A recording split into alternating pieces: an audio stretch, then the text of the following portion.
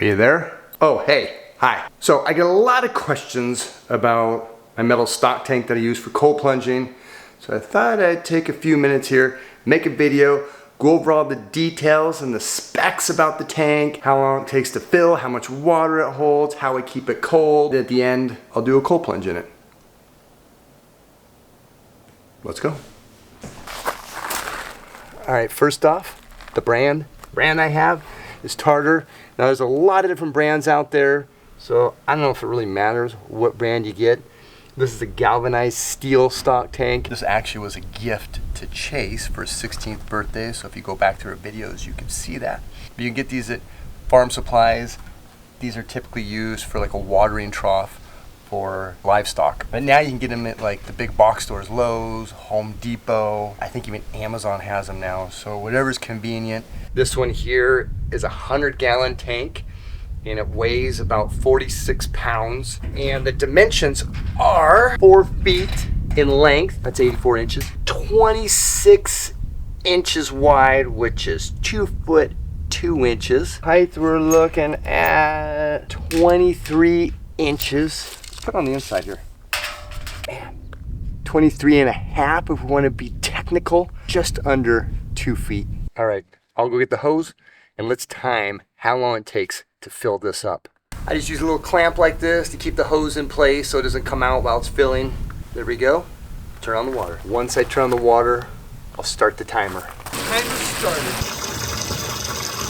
All right, it's all full, and that took 10 minutes, 42 seconds. Be aware, that's gonna depend on what type of water pressure you have. What I like to do is I fill it right to the top edge of this little rib inside here, and that seems to be just the perfect amount of water to where when I get into it, the water is not just spilling over the edge of the tank. Now, let's add some ice. So for ice, you can go get like bags of ice at the gas station, convenience store, something like that. I know Costco, if you have one in your area, they sell ice at a pretty good price. I rhymed right there, what the heck. So what I've been doing now is I've been making my own ice. I'm just right here, this Tupperware. I've stole my wife's Tupperware to make ice, so don't say anything. But I fill up this Tupperware, freeze that, and then I'll take this bin also of ice and dump that in. That gives me enough ice to get it cold enough to get a decent cold plunge, and I don't have to go buy ice. I still will buy ice sometime if this hasn't frozen quick enough for me, or if I just want to add more ice than that. So I'll get this out of here, we'll go get that put in the bin. All right, here's all my ice. What I do is I just put all this in the Tupperware, in the water, let them sit in there just for a second. That'll help the ice break free more easily from the Tupperware.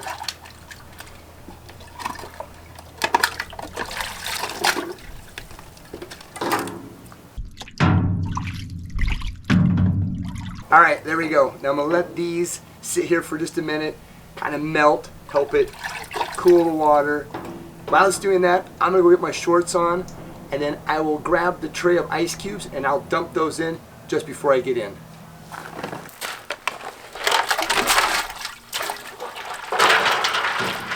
There you go.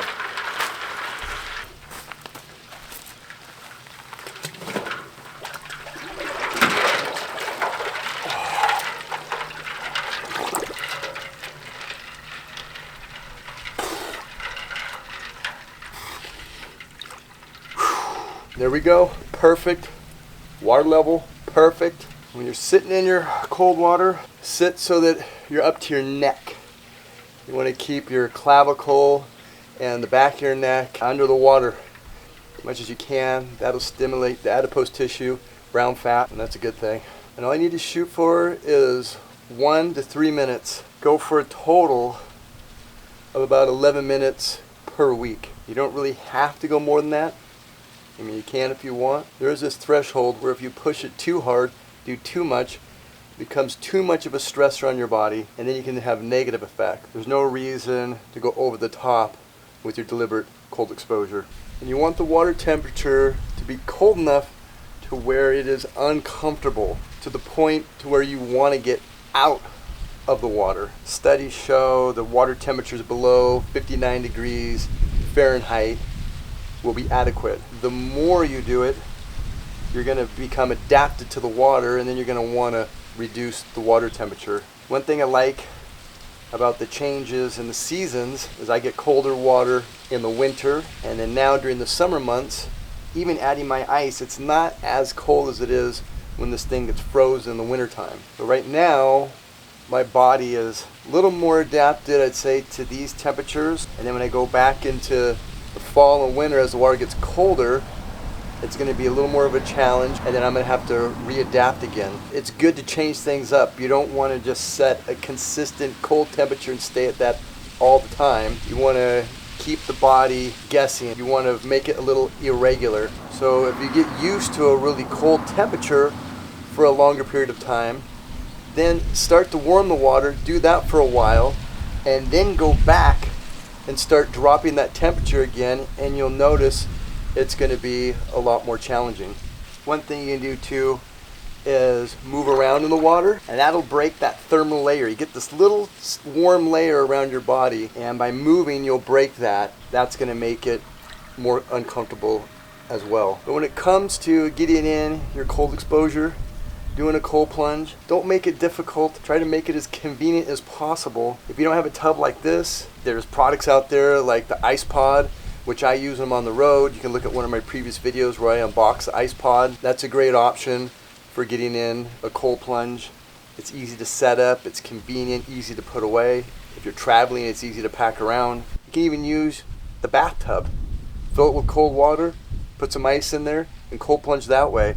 But I say when you're starting out, do it as cost effective as possible. And then if you notice the benefits, if you enjoy doing it and you're doing it on a consistent basis, then it may make sense to upgrade, going to something like a commercial cold plunge or even a chest freezer. Now this water here, this will probably last me maybe a couple weeks, and then I want to change it out. You can even treat the water with like an Epsom salt. You can use baking soda. I don't really do that. I just starts getting grimy, then I just drain it and refill it. You could make a lid for this, or like a top. That'll help keep some like dust and keeping kind of debris and stuff out of it. Still have a nice chunk of ice in here. Oh, okay. On the teeth. Now that's really uncomfortable. That is my stock tank cold plunge video. If you like this video, make sure to subscribe and hit the notification bell. And if you want to see a chest freezer cold plunge build, I will be doing that in a future video here coming up. So stay tuned for that. All right, there you go. Live life and be awesome.